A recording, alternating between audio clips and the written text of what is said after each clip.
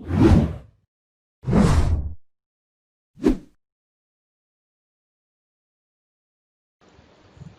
Everyone and welcome back to Kartik biology classes. आपका बहुत बहुत स्वागत है कार्तिक बायोलॉजी क्लासेस में। तो आज बेटा हम क्लास 12 की बायोलॉजी का जो नेक्स्ट चैप्टर है रिप्रोडक्टिव हेल्थ, इसके बारे में हम बात करेंगे। तो आज के लेक्चर में हम बात करेंगे बेटा कि रिप्रोडक्टिव हेल्थ क्या होती है, ठीक है, और रिप्रोडक्टिव हेल्थ के रिगार्डिंग कौन कौन सी प्रॉब्लम्स हमें देखने को मिलती हैं, हमारे सामने आती हैं। ठीक है बेटा, कौन कौन से प्रोग्राम्स हैं जो इंडिया के अंदर चलाए जा रहे हैं रिगार्डिंग द रिप्रोडक्टिव हेल्थ। ठीक है, अवेयरनेस प्रोग्राम हैं, दूसरे जो प्रोग्राम हैं तो कौन कौन से प्रोग्राम है चलाए जा रहे हैं उसके बारे में बात करेंगे।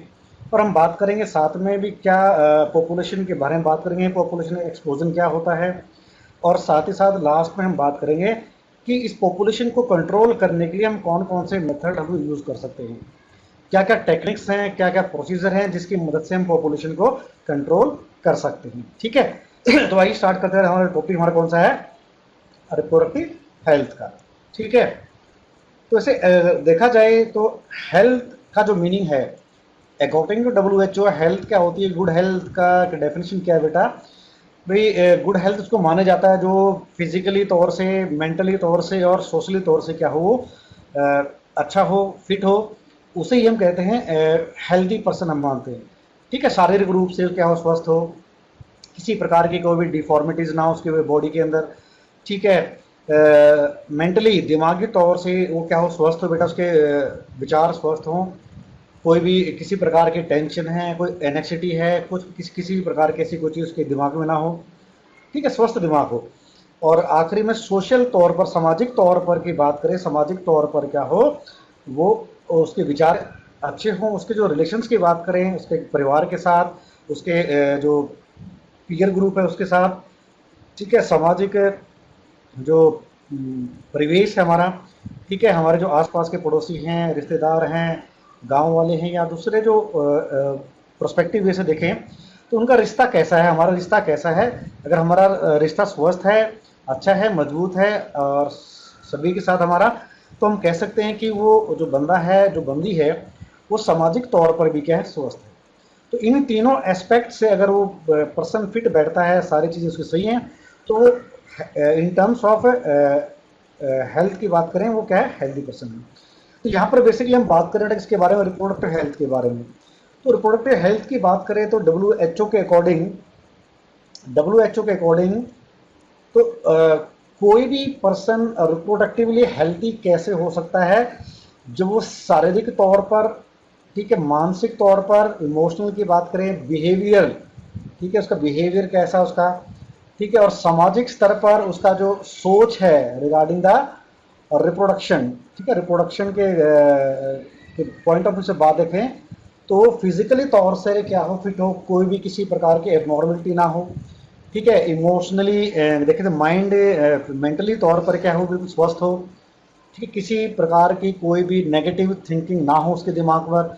ठीक है, और उसका जो बिहेवियर है, ठीक है, टुवार्ड द सेक्सुअल एक्टिविटीज़ और या इससे रिलेटेड जो इन्फॉर्मेशन है, जानकारी है, उसकी कैसे वो पॉजिटिव हो, नेगेटिव थिंकिंग ना हो। ठीक है, ताकि उसका बिहेवियर काफ़ी सही रहे। सामाजिक तौर पर देखा जाए तो उसको क्या है, बुरी नज़र से इसको ना देखें।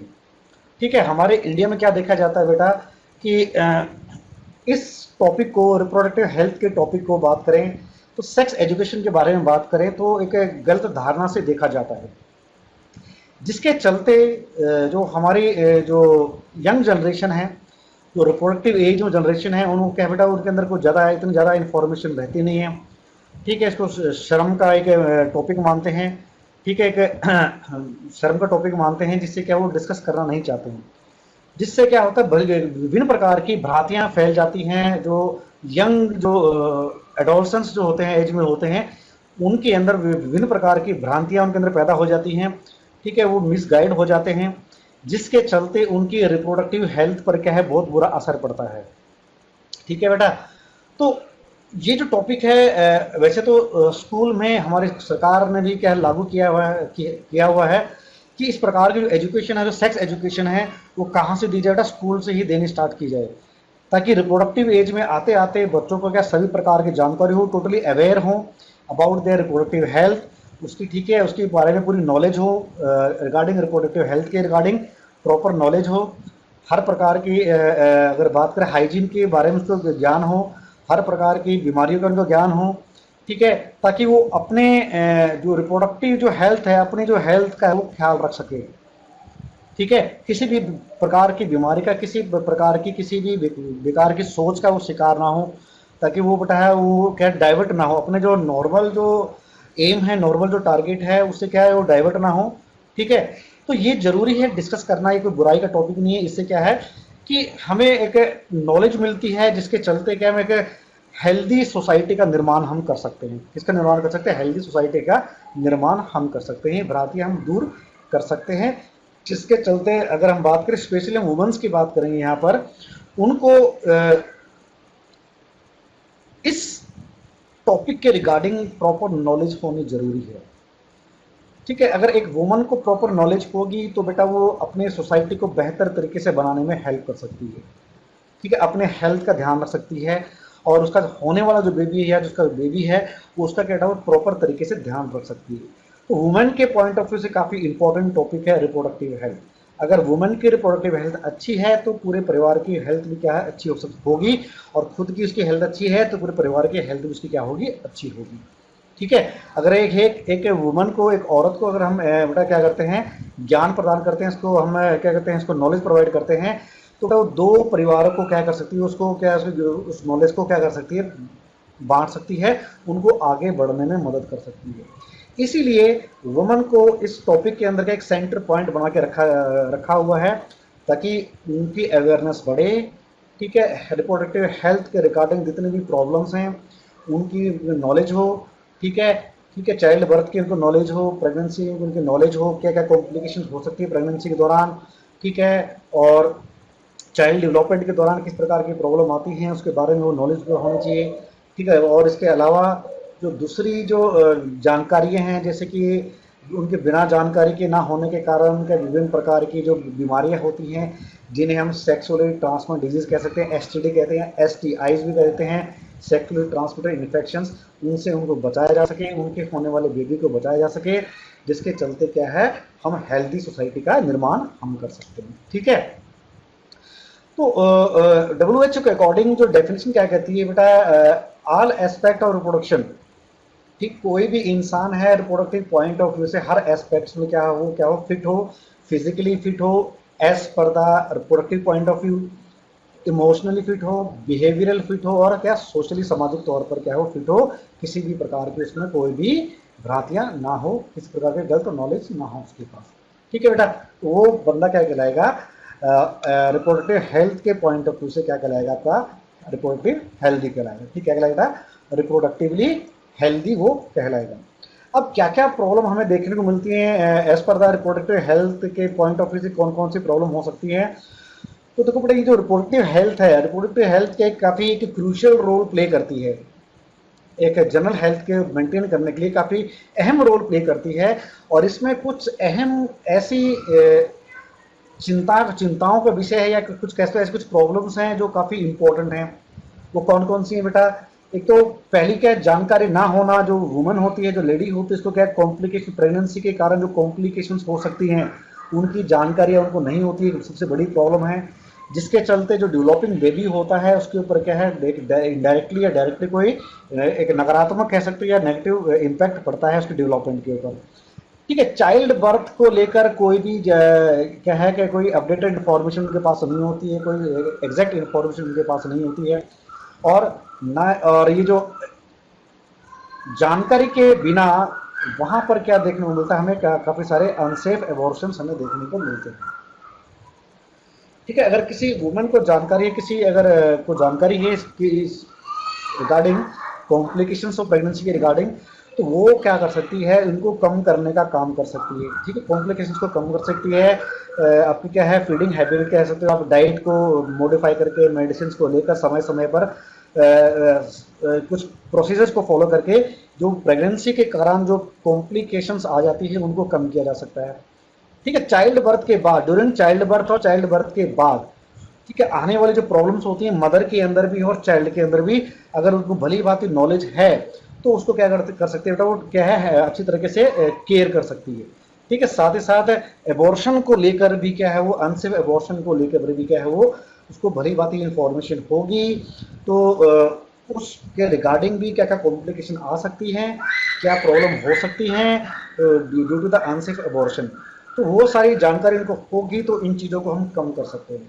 मगर हमारे देश में क्या है बेटा, जो कम उम्र में शादी हो जाती है, ठीक है, उनको इतनी नॉलेज नहीं होती है, तो ये जो कॉम्प्लिकेशंस होती है प्रेगनेंसी की, ये बढ़ती बहुत ज़्यादा बढ़ जाती हैं, चाइल्ड बर्थ की जो प्रॉब्लम होती है ये बढ़ती हैं, और अनसेफ एबॉर्शन की जो केसेस होते हैं हमारे, ये बेटा बहुत ज़्यादा बढ़ जाते हैं, बड़ी क्रिटिकल कंडीशंस आ जाती हैं। ड्यू टू ऐसा क्या होता है, lack of information, lack of knowledge on reproductive health, इसके चलते ये प्रॉब्लम हमारे आ जाती है।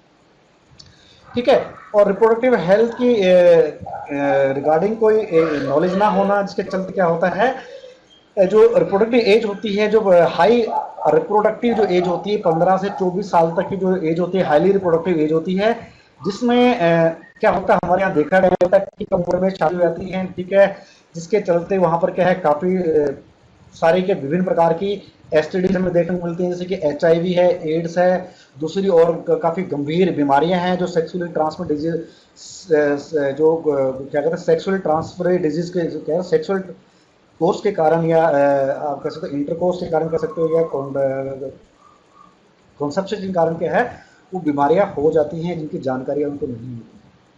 ये सारा कब होता है, जब उनको किसी भी प्रकार की कोई नॉलेज ना हो। इस प्रकार की कॉम्प्लिकेशंस हमें देखने को मिलती हैं अर्ली एज के अंदर मैरिज होने के कारण, जिसके चलते उनको पास क्या कोई भी नॉलेज नहीं होती है, किसी प्रकार के कोई ध्यान नहीं होता है रिगार्डिंग इन बीमारियों के बारे में, इनसे बचा कैसे जा सकता है। ठीक है, इनका प्रिवेंशन कैसे है, प्रिवेंट कैसे किया जा सकता है, इनकी ट्रीटमेंट कैसे हो सकती है, ठीक क्या कुछ मेथड है, उनको सारी कोई इन्फॉर्मेशन उनके पास नहीं होती है, इसके चलते और भी ज़्यादा कॉम्प्लिकेशंस बढ़ जाती हैं रिगार्डिंग रिप्रोडक्टिव हेल्थ।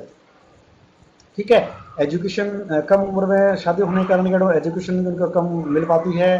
और दूसरे प्रॉब्लम्स क्या है बेटा कि जो इनकम की बात करें, यंग मदर्स हैं जो कम उम्र में मदर बन जाते हैं बेटा, उनकी जो फ्यूचर इनकम उनकी काफ़ी कम होती हैं। ठीक है, जिसके चलते, जिसके कारण क्या, अर्ली प्रेगनेंसी के कारण और चाइल्ड बेयरिंग के कारण उनको क्या है, काफ़ी जो हेल्थ पे क्या है, काफ़ी ज़्यादा नेगेटिव इम्पैक्ट पड़ता है। कई बार देखने को मिलता है भाई, जो अर्ली एज में क्या मैरिज हो जाती है, तो क्या होता है बेटा कि उस दौरान उनके अंदर रिप्रोडक्टिव जो एफिशिएंसी होती है काफ़ी ज़्यादा होती है। तो कम उम्र में मदर बनने के कारण क्या होता है, जो मैच्योर एज में आते हैं तब तक क्या होता है, 4-5 बच्चों की माँ बन चुकी होती है, जिसके चलते क्या होता है कि जो मदर होती है उसकी हेल्थ पे काफ़ी नेगेटिव इम्पैक्ट पड़ता है, वो डेवलप नहीं कर पाती है, उसकी जो बॉडी है तो डेवलप नहीं कर पाती है। और जो चाइल्ड होते हैं, जो बच्चा पैदा होता है काफ़ी कमज़ोर पैदा होता है। ठीक है, या उसका जो वजन अगर 2.5 किलो से कम हो तो कह सकते हैं भाई जो बच्चा क्या नॉर्मल नहीं है, अंडर वेट क्या है बच्चा पैदा हुआ है, जिसके सर्वाइवल के चांस क्या हो सकते हैं, काफ़ी कम हो जाते हैं। तो ये सारा किसके कारण हुआ बेटा, क्योंकि उनके पास लेस एजुकेशन है, अर्ली एज में मैरिज हो चुकी हो जाती है, और कम उम्र में ही क्या है वो क्या है वो मदर बन चुकी होती हैं। और उनको ना तो ये पता होता कि जो जो चिल्ड्रंस होते हैं, दो चाइल्ड बर्थ के बीच में कितना गैप होना चाहिए, जिसके चलते मदर की हेल्थ पे और जो न्यू बॉर्न बेबी है उसके हेल्थ पे काफ़ी ज़्यादा नेगेटिव इम्पैक्ट पड़ता है। तो ये सारी प्रॉब्लम्स हमारे किसमें देखने को मिलती हैं, जब रिप्रोडक्टिव हेल्थ की कोई भी हमारे पास प्रॉपर तरीके की नॉलेज ना हो। तो इंडिया एक पहली ऐसी कंट्री है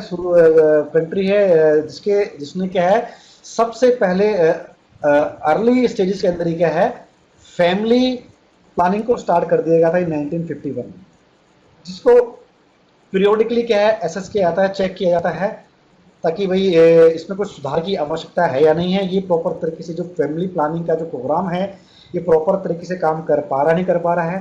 जो टारगेट रखे गए थे इस फैमिली प्लानिंग के लिए, क्या उन टारगेट को अचीव कर पा रहे हैं या नहीं कर पा रहे हैं, क्या प्रॉब्लम्स फेस हम कर रहे हैं during in the family planning, जो हमारे टारगेट हमने रखे थे उनको अचीव करने में किस प्रकार की प्रॉब्लम हमें देखने को मिल रही है। तो इनको क्या है पीरियोडिकली इनको क्या है एसेस किया जाता है कि क्या प्रॉब्लम इसके अंदर आ रही है, इसको कैसे ठीक कर सकते हैं, कैसे हम इस फैमिली प्लानिंग के प्रोग्राम को एक इफेक्टिव वे में क्या है इंप्लीमेंट कर सकते हैं हमारी कंट्री के अंदर। ठीक है। तो हमारी कंट्री में क्या है, फैमिली प्लानिंग का जो प्रोग्राम है इसको इम्प्लीमेंट करने में काफ़ी सारी प्रॉब्लम्स आती हैं, धार्मिक तौर से कह सकते हैं हम प्रॉब्लम आती हैं। ठीक है, अर्ली जो एज मैरिज हो जाती है बच्चों की, इसके कारण भी हमें क्या है काफ़ी सारी प्रॉब्लम्स आती हैं इन द फैमिली प्लानिंग के अंदर।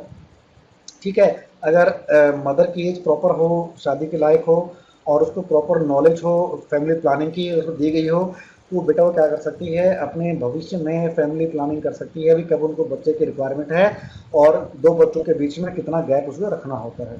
ये प्रॉपरी पूरी जो नॉलेज उनको पता होती है, जिसके चलते वो प्रॉपर तरीके से फैमिली प्लानिंग को लागू कर सकती है अपनी लाइफ के अंदर।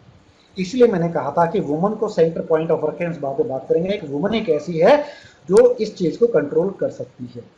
ठीक है, अगर उसके पास क्या हो बेटा नॉलेज हो, उसकी पूरी इंफॉर्मेशन उसके पास हो, पूरी ज्ञान उसके पास हो और वेल एजुकेटेड वो हो, तभी ये चीज़ पॉसिबल हो सकती है फैमिली प्लानिंग की वो लागू कर सकती है। ठीक है बेटा, तो 1951 में फैमिली प्लानिंग को लागू कर दिया गया था। ठीक है बेटा, अब इसके अलावा और भी ज़्यादा क्या है इम्प्रूव्ड प्रोग्राम्स को क्या है लागू किया गया था, जिसके अंदर क्या है वाइडर काफ़ी सारे रिप्रोडक्टिव रिलेटेड जो एरियाज हैं उनको इंक्लूड किया गया था। ठीक है, जिसमें क्या था पहले तो हमने क्या प्लानिंग थी कि पॉपुलेशन क्या पहले स्टार्टिंग हमारा क्या रोल था बेटा ड्यूरिंग फैमिली प्लानिंग का कि जो डेथ रेट हमारी होती थी उसको कंट्रोल किया जाए। आगे चल के डेथ रेट कंट्रोल हुई तो हमारी पॉपुलेशन फिर लगातार फिर भी बढ़ रही थी। अब क्या किया गया कि जो डेथ रेट हमारी जो बढ़ रही थी, क्योंकि वो जो इन्फेंट्स थे जो यंग वंस थे तो 1.5 साल तक के बच्चे थे, उनके अंदर क्या है डेथ रेट बहुत ज़्यादा थी पहले, उनको कंट्रोल करना था हमें। साथ ही साथ क्या है रिप्रोडक्टिव प्रॉपर जो रिप्रोडक्टिव हेल्थ के रिगार्डिंग इंफॉर्मेशन प्रोवाइड करना था। जो मदर है उसकी रिप्रोडक्टिव हेल्थ का ध्यान रखना था ताकि वो उसकी जो रिप्रोडक्टिव हेल्थ हो पूरा सही रहे, ताकि वो क्या एक स्वस्थ और एक हेल्दी बच्चों को जन्म दे सके और उसकी प्रॉपर तरीके से केयर कर सके। जिसके चलते इंडिया में क्या एक प्रोग्राम लागू किया गया जिससे क्या कहते हैं reproductive and child health care programme, RCH के नाम से जाना जाता है। किसके नाम से? आरसीएच के नाम से जाना जाता है, reproductive and child health care programme.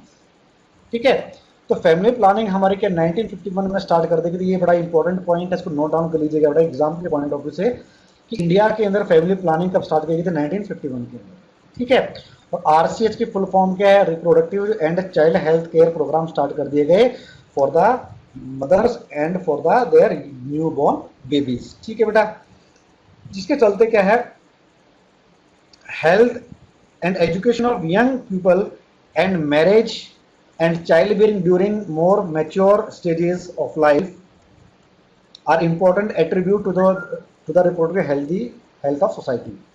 ठीक है, कुछ पॉइंट्स ऐसे कि हेल्थ का है, प्रॉपर हेल्थ होनी चाहिए, एजुकेशन प्रॉपर उसको मिलनी चाहिए इन पीपल्स को, उनको क्या है शादी का मैरिज के बारे में प्रॉपर इन्फॉर्मेशन होनी चाहिए भाई किस एज में शादी करनी चाहिए, कौन सी प्रॉपर एज मैरिज की एज कौन सी होती है, और चाइल्ड बियरिंग की एज क्या हो सकती है भाई किस उम्र के अंदर क्या हम चाइल्ड को अडॉप्ट कर सकते हैं। ठीक है, तो ये सारे क्या है एक इम्पॉर्टेंट फैक्टर्स हैं जो डिसाइड करते हैं किसी भी सोसाइटी की रिप्रोडक्टिव हेल्थ को, किसी भी सोसाइटी के रिप्रोडक्टिव हेल्थ को क्या करते हैं डिसाइड करने का काम करते हैं। हम कह सकते हैं इसके बेस के ऊपर की जो सोसाइटी है वो रिप्रोडक्टिव हेल्दी सोसाइटी है। अगर उस सोसाइटी की हेल्थ जो पॉपुलेशन है उसकी हेल्थ सबकी हेल्थ अच्छी है, सबके पास अच्छी एजुकेशन है, ठीक है, उनको प्रॉपर नॉलेज है रिप्रोडक्टिव हेल्थ के बारे में, प्रोग्राम्स के बारे में, फैमिली प्लानिंग के बारे में, जो मैरिज है किस एज में होनी चाहिए उसके बारे में, और चाइल्ड बियरिंग की एज क्या है, किस उम्र में आके बेटा चाइल्ड को अडॉप्ट करना चाहिए, चाइल्ड को हम पैदा करने के हमें सोचना चाहिए, और उनके बीच में कितना गैप होना चाहिए। अगर ऐसी ये सारे कुछ फैक्टर्स हैं ये जो डिसाइड करते हैं कि जो कोई सोसाइटी है वो कैसे हो सकती है रिप्रोडक्टिव हेल्दी सोसाइटी हो सकती है। ठीक है बेटा, तब बात करते हैं कि जो रिप्रोडक्टिव हेल्थ प्रोग्राम्स है इसके क्या क्या इंपॉर्टेंस है। ठीक है, इसके एडवांटेजेस क्या हैं, इन हेल्थ प्रोग्राम से क्या क्या एडवांटेजेस हमारी हो सकती है किसके बेटा रिप्रोडक्टिव हेल्थ प्रोग्राम्स की।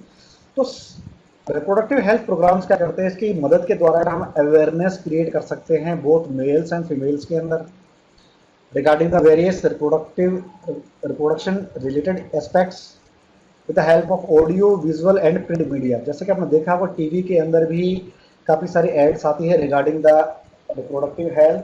ठीक है, अवेयरनेस प्रोग्राम चलाए जाते हैं सरकार द्वारा टीवी के अंदर, आपने देखा होगा जो एड्स आते हैं उनमें दिखाया जाता है कि अभी कैसे हम जो विभिन्न प्रकार की जो बीमारियां इनसे बच सकते हैं, ठीक है। स्पेशली सेक्सुअली रिलेटेड जो डिजीज़ होती हैं, ट्रांसफर जो डिजीज़ होती हैं, इससे कैसे बचा जा सकता है, कैसे हम फैमिली प्लानिंग कर सकते हैं, ठीक है, कैसे हम क्या है दो बच्चों के बीच में गैप रख सकते हैं। इसके अलावा पैम्पलेट्स हैं जो पोस्टर के द्वारा, ठीक है, सरकार समय समय पर क्या करती हैं, अवेयरनेस प्रोग्राम चलाती हैं, कैंप लगाती हैं।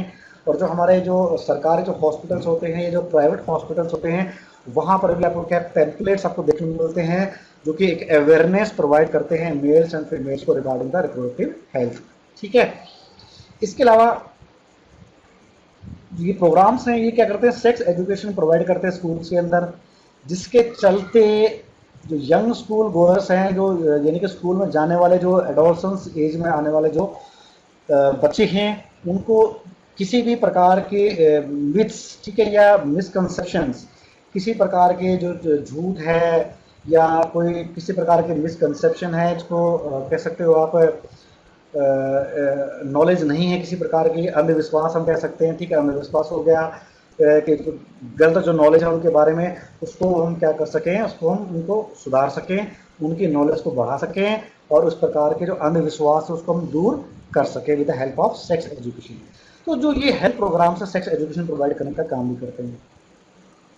इसके अलावा हेल्थ प्रोग्राम के द्वारा हम क्या कर सकते हैं, प्रॉपर इंफॉर्मेशन प्रोवाइड कर सकते हैं रिगार्डिंग द रिप्रोडक्टिव ऑर्गन्स के बारे में, ठीक है, रिप्रोडक्टिव ऑर्गन्स के बारे में, भाई किस नॉर्मल जो रिप्रोडक्टिव ऑर्गन्स होते हैं, किस इनको हम कैसे जो हमारे के जो ग्रोथ होती है कैसी होती है, किस प्रकार की होती है, क्या नॉर्मल होता है, क्या एबनॉर्मल होता है, इसके बारे में हम जानकारी प्रोवाइड कर सकते हैं, ठीक है। एडोलसेंस के बारे में, जो हमारा जो जवानी हमारी आ रही होती है 15 साल के बाद आती है, एडोलसेंस के अंदर जो प्रॉब्लम हमारी आती है, चेंजेस हमें देखने को मिलते हैं, उनका निवारण किया जा सके।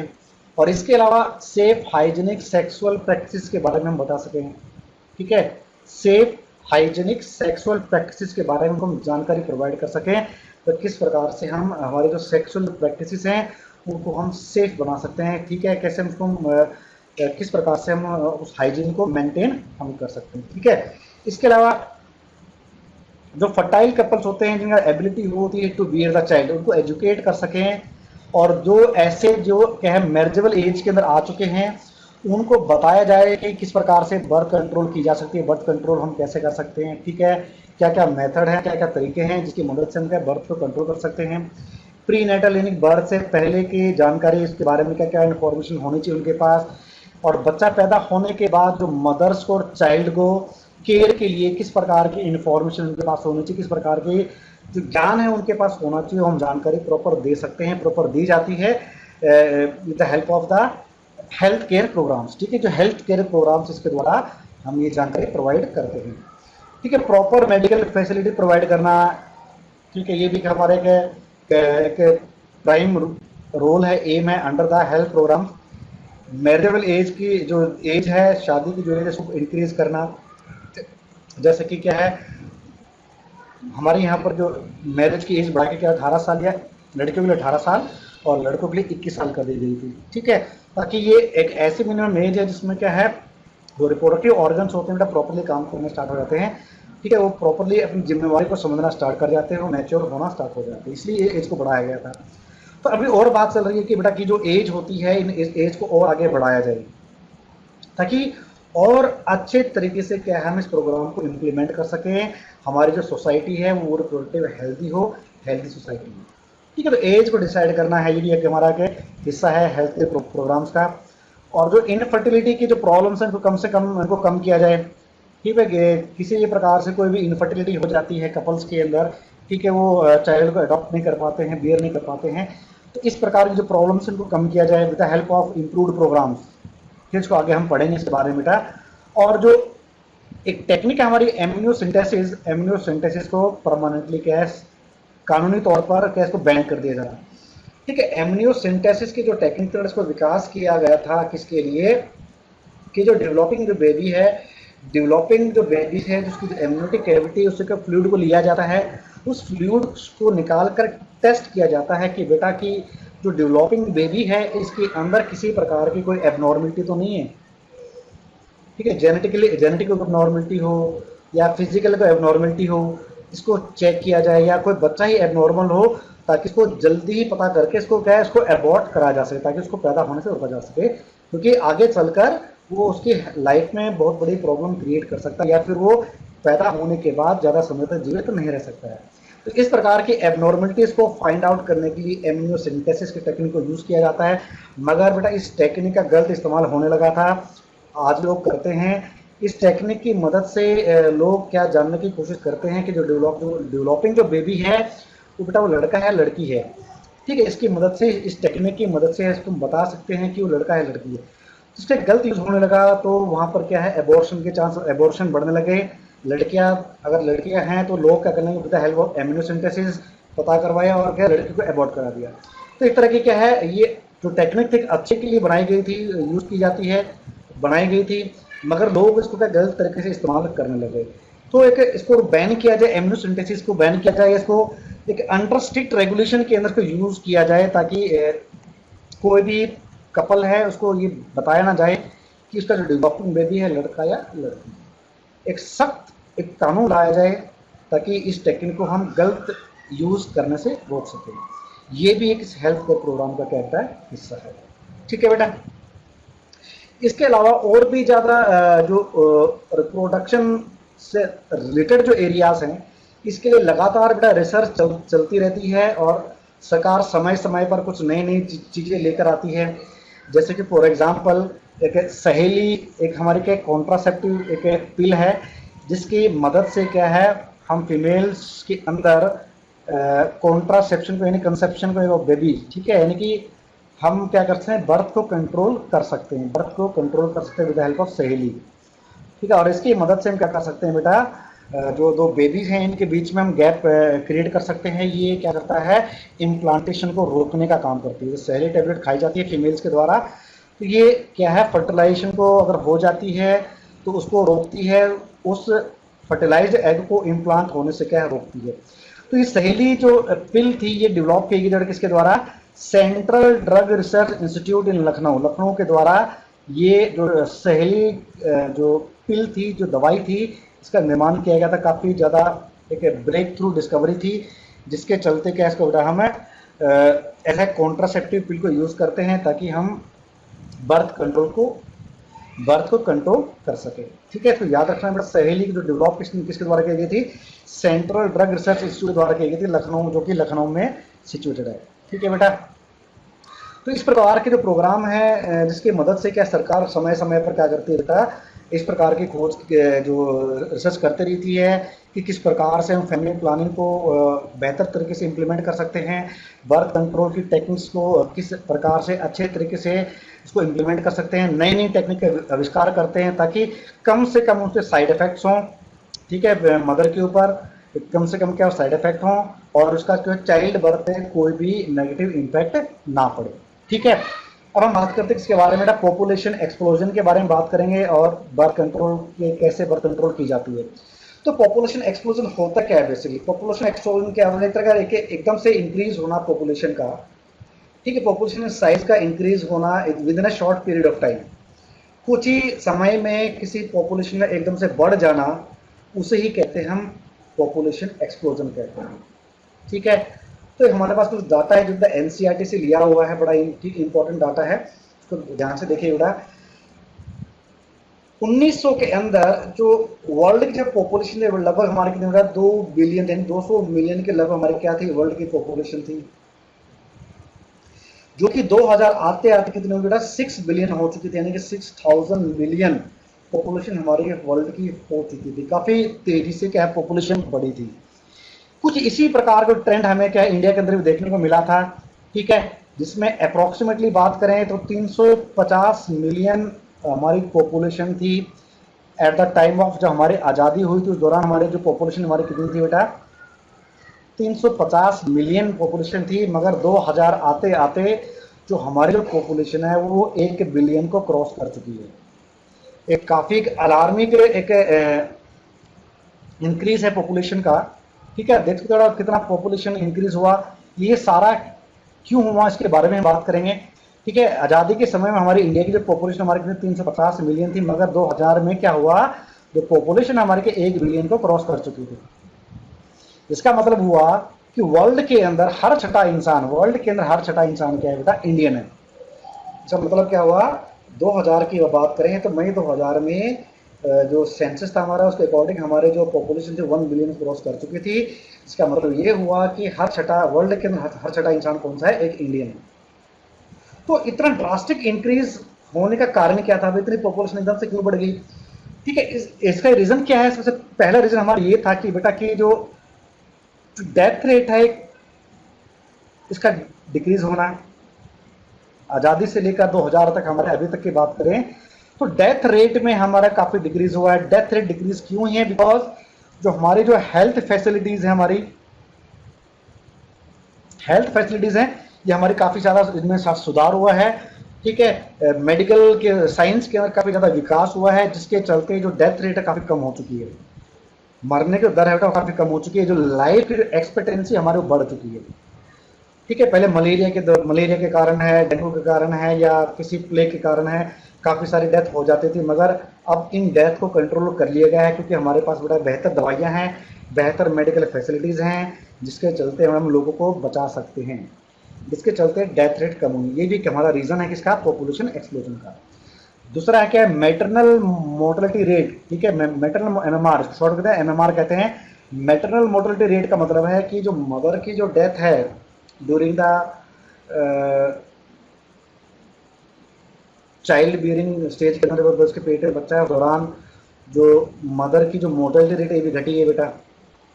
ठीक है, पैदा होने के दौरान या पैदा होने के बाद, या जो बच्चा को लेके उसके बियर कर रही है, ठीक है, अपने यूट्रस के अंदर, अपने वॉर्म के अंदर, उस दौरान कॉम्प्लिकेशंस के कारण पहले क्या होती थी, काफ़ी सारी डेथ हो जाती थी, मगर मेडिकल साइंस के अंदर इम्प्रूवमेंट होने के कारण, हमारी नॉलेज बढ़ने के कारण, तो मैटरनल मोर्टेलिटी रेट भी हमारी क्या घटी है।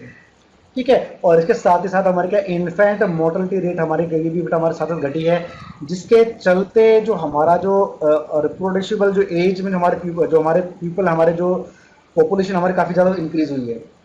इन्फेंट मोर्टेलिटी रेट के कम होने के कारण जो रिप्रोडक्टिव एज में जो हमारे युवा हैं, इनकी जो पॉपुलेशन काफ़ी मात्रा में काफ़ी इंक्रीज हुई है।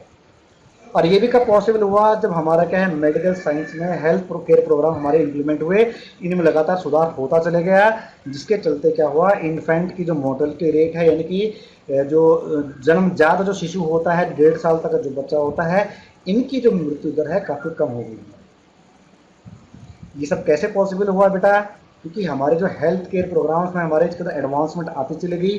ठीक है, प्रॉपर तरीके से इम्प्लीमेंट करते चले गए हम, और साथ ही साथ क्या, हमारे जो मेडिकल फैसिलिटीज़ हैं ये भी हमारे क्या बेटा लगातार साल दर साल इम्प्रूव होती चली गई, जिसके चलते हमारा जो डेथ रेट कम होगी, एमएमआर हमारी कम होगी, और आईएमआर जो है इन्फेंट मोर्टेलिटी रेट हमारी कम होगी, जिसके चलते हमारा जो पॉपुलेशन है लगातार बढ़ती हमारी चलेगी। ठीक है, अकॉर्डिंग टू 2001 सेंसस के अकॉर्डिंग क्या होता है, जो हमारी जो पॉपुलेशन की जो ग्रोथ रेट थी हमारी कितनी थी बेटा, वो 1.7% थी। कितनी हमारी, 2001 सेंसस के अकॉर्डिंग हमारी जो ग्रोथ रेट थी हमारी कितनी, 1.7% थी। इसका मतलब हुआ कि 17 न्यू बर्थ हो रही थी पर 1000 पीपल पर ईयर।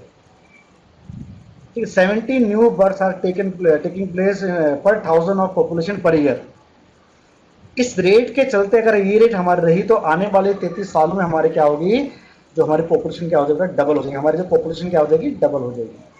ठीक है, तो सेंसस हमारे को, ये जो सेंसस हमारा 2001 में हुआ था बेटा लास्ट, ठीक, 2001 के बाद हमारा कब हुआ था, 2011 में हुआ था।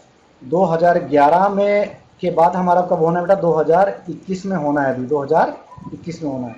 तो हमारे देश में जो पॉपुलेशन का जो काउंटिंग होती है हर 10 साल में एक बार होती है। तो 2001 के सेंसस के अकॉर्डिंग जो हमारी पॉपुलेशन की जो ग्रोथ रेट थी हमारे कितने, 1.7% थी। इसका मतलब हुआ कि हर साल प्रति 1000 व्यक्तियों में 17 नए बच्चे बेटा क्या करें, जन्म ले रहे हैं। अगर यही रेट रही तो आने वाले 33 सालों में क्या होगा, हमारे जो ग्रोथ जो पॉपुलेशन हो क्या हो जाएगा, डबल हो जाएगी। अब हम बात करते हैं कि इसके नेगेटिव इम्पैक्ट क्या होंगे, इफेक्ट्स क्या होंगे पॉपुलेशन एक्सप्लोजन के, क्या कंसिक्वेंसेस होंगे। तो सबसे पहले बेटा स्पेस की रिक्वायरमेंट बढ़ जाएगी। अगर पॉपुलेशन बढ़ेगी तो जगह की रिक्वायरमेंट बढ़ेगी।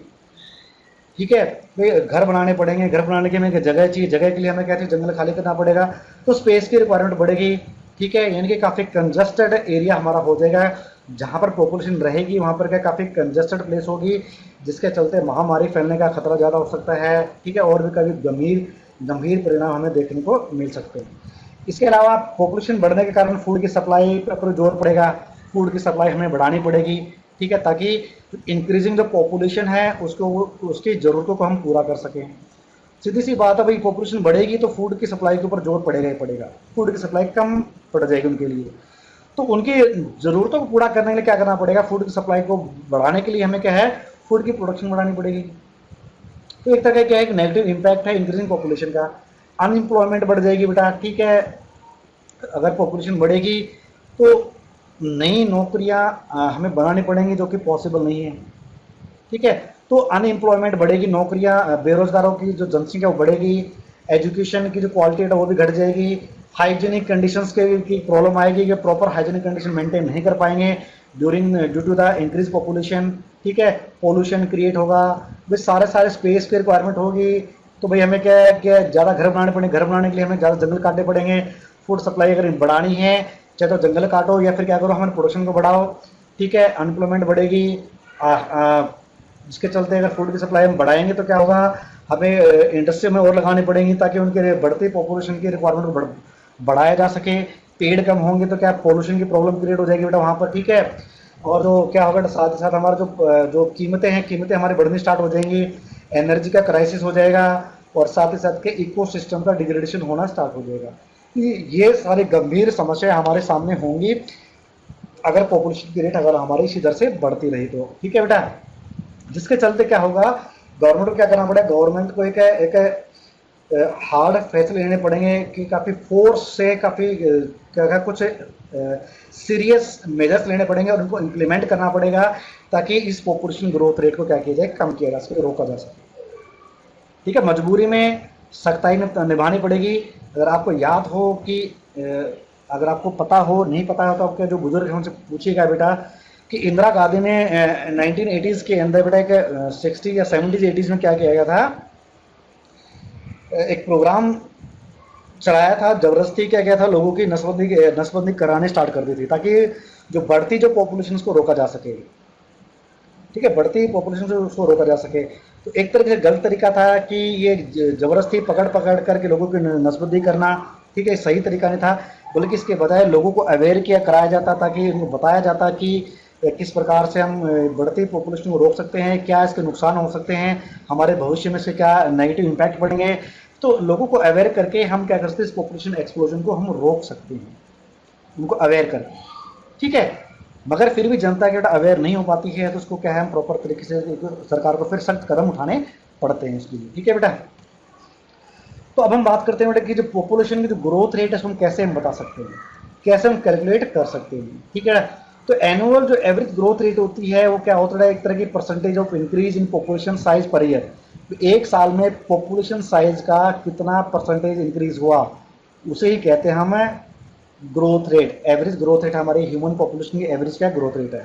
इसका फॉर्मूला क्या है, एनुअल ग्रोथ रेट का परसेंटेज का P2 minus P1 upon P1 multiply N multiply by 100। ठीक है, P2 इस प्रकार से बताइए, P2 मल्टीप्लाई सॉरी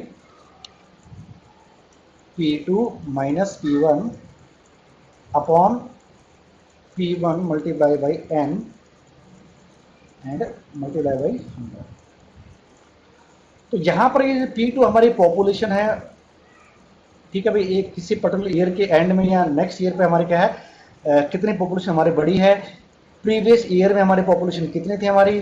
ठीक है, ये हमारा अगेन P1 है, प्रीवियस ईयर पॉपुलेशन हमारी कितनी थी, और एन हमारे क्या है कि हमारी ये बताती है कि जो डेंसिटी है पॉपुलेशन की, हमारी पॉपुलेशन हमारी कितनी थी, हमारी डेंसिटी पॉपुलेशन हमारी कितनी थी।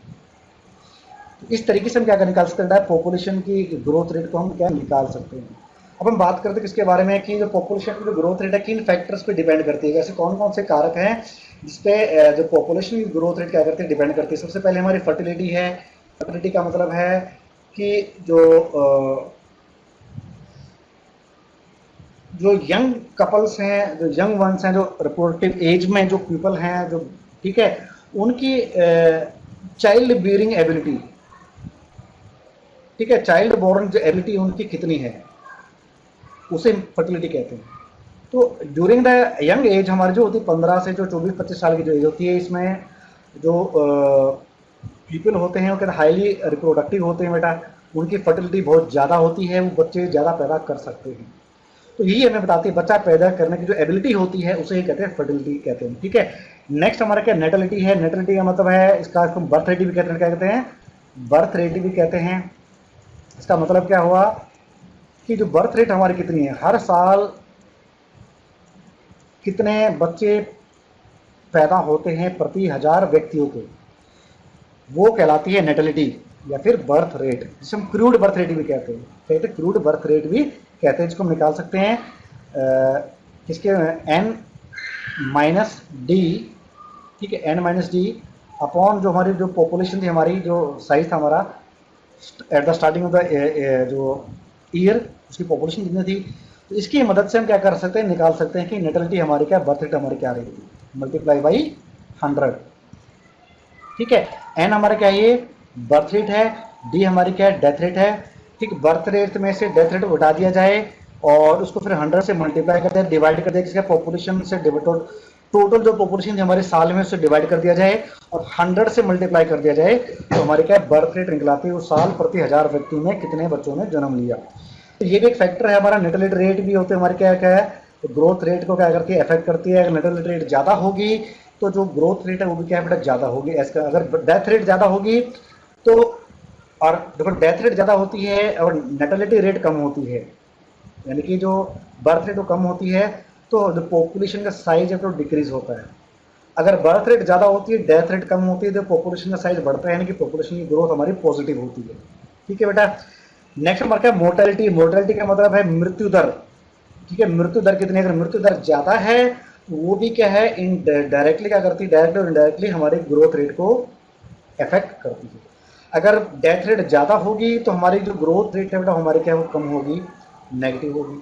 अगर डेथ रेट ज़्यादा कम होगी तो सीधी सी बात हमारी ग्रोथ रेट भी क्या हो जाएगी, ज़्यादा हो जाएगी। ठीक है, नेक्स्ट हमारा इसका माइग्रेशन। माइग्रेशन का मतलब है कि किसी पर्टिकुलर एरिया के अंदर, पर्टिकुलर कंट्री के अंदर कितने लोग उस साल के दौरान आए और कितने लोग उस समय के दौरान उस कंट्री को छोड़कर बाहर चले गए। तो ये फैक्टर भी क्या करता है बेटा, इफेक्ट करता है किसी भी कंट्री की ग्रोथ रेट को। ठीक है भाई, दो प्रकार की होती है, इमिग्रेशन। इमिग्रेशन का मतलब होता है भाई बाहर से कितने जो पीपल हैं वो एंटर किए हैं, पहुंचे हैं हमारे देश के अंदर, और हमारे क्या होता है इमिग्रेशन, भाई कितने जो पीपल हैं हमारे क्या है वो हमारे कंट्री को छोड़ के बाहर गए, ये होता है हमारा इमिग्रेशन होता है। ठीक है ना, एमिग्रेशन एंड इमिग्रेशन। तो ये भी क्या करता है, वो हमारे ग्रोथ रेट को क्या करता है, इफेक्ट करता है। नेक्स्ट हमारा एज एंड सेक्स स्ट्रक्चर हमारा क्या है, ठीक है, ये भी हमारे क्या ग्रोथ रेट को क्या करता है, इफेक्ट करता है। अगर रिप्रोडक्टिव एज में पीपल ज़्यादा हैं, हाई रिप्रोडक्टिव एज में यानी कि 15 साल से 25 या 30 साल के एज तक के युवा ज़्यादा हैं, तो उस कंट्री की क्या ग्रोथ रेट काफ़ी ज़्यादा होगी। ठीक है, अगर बूढ़े लोग ज़्यादा हैं और ये रिप्रोडक्टिव एज में अगर हम कहें जवानों की जो संख्या है, जो यंग वंस की संख्या कम है, बच्चे ज़्यादा हैं, उस दौरान भी क्या ग्रोथ रेट क्या होती है बेटा, कम होती है कंट्री में। ठीक है, और सेक्स की जो रेशियो है, मेल टू फीमेल रेशियो, ये भी क्या डायरेक्टली इनडायरेक्टली इफेक्ट करती है किसी भी कंट्री की पॉपुलेशन की ग्रोथ रेट को। अब क्या आता है, पॉपुलेशन एक्सप्लोजन हो रहा है, लगातार पॉपुलेशन बढ़ रही है, तो उसको प्रिवेंट कैसे किया जाए, कंट्रोल कैसे किया जाए, इसके बारे में बात करेंगे। How can we control the population. ठीक है, तो पहला पॉइंट क्या कहता है, the regulation of conception by preventive method और devices to limit the number of offsprings is called birth control. तो बर्थ कंट्रोल क्या करती है, किसी ऐसे तरीके द्वारा, किसी प्रिवेंटिव मेथड के द्वारा या किसी डिवाइस के द्वारा हम क्या कर सके, प्रेगनेंसी को रोक सके, जिसके चलते क्या है, यंग वन की क्या हो, कोई भी क्या है बर्थ ना हो, ताकि ऑफ स्प्रिंग की बर्थ को हम रोक सकें। ठीक है, ये कहलाता है हमारा बर्थ कंट्रोल। क्या कहलाता है, बर्थ कंट्रोल कहलाता है। ठीक है बेटा, क्लियर है, यानी कि बर्थ कंट्रोल को रेगुलेट करना, इसको कंट्रोल करना with the help of any method, जो प्रिवेंटिव मेथड हो या फिर कैसा मेथड हो, किसी डिवाइस की मदद से, किसी डिवाइस की मदद से यूज करके उस बर्थ कंट्रोल को हम, और उसको क्या है, चाइल्ड के बर्थ को हम रोक सकें, प्रेगनेंसी को हम रोक सकें, इसे कहते हैं हम बर्थ कंट्रोल कहते हैं। ठीक है, तो बर्थ कंट्रोल का मेन जो मोटो क्या होता है कि क्या कर सके, फर्टिलाइजेशन को रोका जा सके, क्या कर सके, फर्टिलाइजेशन को रोका जा सके। ठीक है, मेल और फीमेल गैमेट के बीच में जो फर्टिलाइजेशन जो प्रोसेस होता है, उसको जो फ्यूजन होता है उसको रोका जा सके। इसे क्या कहते हैं हम, कॉन्ट्रासेप्शन कहते हैं। क्या कहते हैं, कॉन्ट्रासेप्शन कहते हैं। ठीक है, ऐसा मेथड जिसके द्वारा हम फर्टिलाइजेशन को रोक सकते हैं, उस मेथड को हम कहते हैं कॉन्ट्रासेप्शन। तो कॉन्ट्रासेप्शन की मदद से क्या कर सकते हैं हम, पॉपुलेशन को कंट्रोल कर सकते हैं, बर्थ को कंट्रोल कर सकते हैं। इसके अलावा जो अवेयरनेस प्रोग्राम के द्वारा भी हम क्या कर सकते हैं, प्रोग्राम चलाकर भी, with the help of health awareness programme, ठीक है, लोगों को अवेयर करके कि भाई क्या प्रॉपर एज होनी चाहिए चाइल्ड को बियर करने की, किस एज में बच्चे पैदा करने चाहिए, उन बच्चों के बीच में कितना गैप होना चाहिए, ताकि मदर के लिए और जो सोसाइटी उसके लिए और जो फैमिली है उसकी हेल्थ क्या है, प्रॉपर रह सके। ठीक है, तो इसके लिए हम क्या है, लोगों को अवेयर कर सकते हैं, इसके चलते हम अवेयरनेस प्रोग्राम चलाए जा सकते हैं। जैसे कि आपने सुना होगा कि आपने देखा भी होगा, टीवी पर ऐड आती थी, हम दो हमारे दो। ठीक है, ये एक प्रकार के ऑडियो विजुअल हमारे एड्स हैं, जिसके मदद से सरकार क्या करती है, लोगों को अवेयर करवाती है, ताकि क्या कर सके बेटा, उनके बीच में अवेयरनेस क्रिएट की जा सके, ताकि वो बढ़ती हुई पॉपुलेशन को क्या कर सके, कंट्रोल कर सकें। ठीक है, प्रॉपर एज में वो क्या कर सके, पेरेंट्स बन सकें, और दो बच्चों के बीच में क्या कर सके, गैप रख सकें, और ये डिसाइड कर सके कि हमें कितने बच्चे हमें चाहिए, हमारी फैमिली के लिए, हमारे फैमिली की प्रॉपर हेल्थ के लिए, अच्छी ग्रोथ के लिए हमें कितने बच्चों को हमें अडॉप्ट करना चाहिए, बियर करना चाहिए। ठीक है, तो प्रोग्राम के द्वारा, हेल्थ प्रोग्राम के द्वारा हम अवेयरनेस क्रिएट कर सकते हैं लोगों के अंदर, जिसके चलते हम पॉपुलेशन कंट्रोल कर सकते हैं। जैसे कि मैंने आपको एग्जांपल बताया था, हम दो और हमारे दो। इसके अलावा सख्ती से लागू किया जाए मैरिजेबल एज को। ठीक है, मैरिजेबल एज को बढ़ाया जाए, सख्ती से क्या बढ़ाया जाए, ताकि एज को जैसे कि मैंने आपको बताया था कि जो फिलहाल जो हमारी जो कंट्री के अंदर जो मैरिज की एज बढ़ा के 18 साल और क्या 21 साल कर दी गई थी, मगर अभी और भी इस पर डिस्कशन चल रहा है कि इस एज को और आगे बढ़ाया जाए, लड़कियों की 18 उम्र 21 साल की जाए, लड़कों की हमारे साल 24 साल उम्र की जाए। तो इसके ऊपर भी क्या डिबेट चल रही है कि हमारी क्या एज क्या होनी चाहिए मैरिज की, जिसके चलते हम क्या करते हैं, बर्थ के ऊपर कंट्रोल कर सकते हैं कि अगर अर्ली मैरिज होंगी तो नंबर ऑफ जो बर्थ जो होंगे हमारे काफ़ी ज़्यादा होंगे, ऑफस्प्रिंग की जो प्रोडक्शन हमारा ज़्यादा होगा, जिसके चलते पॉपुलेशन भी हमारी क्या इंक्रीज करेगी। ठीक है, अगर एज को बढ़ा देंगे तो जो हमारी जो रिप्रोडक्टिव जो एज होती है, हाई जो फर्टिलिटी की जो एज होती है हमारी बढ़ जाएगी, जिसके चलते जो ऑफस्प्रिंग का जो प्रोडक्शन है, बच्चों का जो जो प्रोड्यूस होना जो होता है, बनना होता है, वो काफ़ी कम हो जाएगा। ठीक है, इसके अलावा with the help of contraceptive method के द्वारा हम क्या कर सकते हैं, पॉपुलेशन को कंट्रोल कर सकते हैं। अब हम बात करेंगे कि जो कॉन्ट्रासेप्टिव मेथड है जिसकी मदद से हम बर्थ को कंट्रोल कर सकते हैं, उनकी क्या क्या कैरेक्टरिस्टिक्स होती है। ठीक, किसी भी एक आइडियल कॉन्ट्रासेप्टिव मेथड की क्या क्या कैरेक्टरिस्टिक्स होनी चाहिए, क्या क्या विशेषताएं होनी चाहिए, इसको हम इम्प्लीमेंट कर सकते हैं, इसको हम यूज़ कर सकते हैं। तो सबसे पहला था क्या, वो यूज़र फ्रेंडली होना चाहिए। यूज़र फ्रेंडली का मतलब है कि जो फीमेल्स हैं, जो मदर्स हैं बेटा, उनको किसी प्रकार की शारीरिक रूप से किसी भी प्रकार की कोई प्रॉब्लम ना उसके अंदर नहीं आनी चाहिए। ठीक है, उसकी रोज़मर्रा ज़िंदगी के कामों में उसके कारण कोई प्रॉब्लम नहीं आनी चाहिए। सेक्सुअल जो एक्टिविटी है इसके अंदर भी कोई किसी भी प्रकार की कोई भी एबनॉर्मलिटी या किसी प्रकार की रुकावट नहीं आनी चाहिए। ठीक है, यानी कि आना चाहिए, यूज़र फ्रेंडली होना चाहिए, आसानी से अवेलेबल हो, इजीली अवेलेबल हो, इफेक्टिव हो, ताकि वो फर्टिलाइजेशन को रोक सके। ठीक है, इतना इफेक्टिव हो कि उसके जो हम कैसे फेल्योर के चांस कभी कम हो, और उसके जो सक्सेस के जो रेट ज़्यादा हो, 90% से उसके ऊपर क्या सक्सेस रेट हो, यानी कि वो इफेक्टिव हो बर्थ कंट्रोल को रोकने के लिए।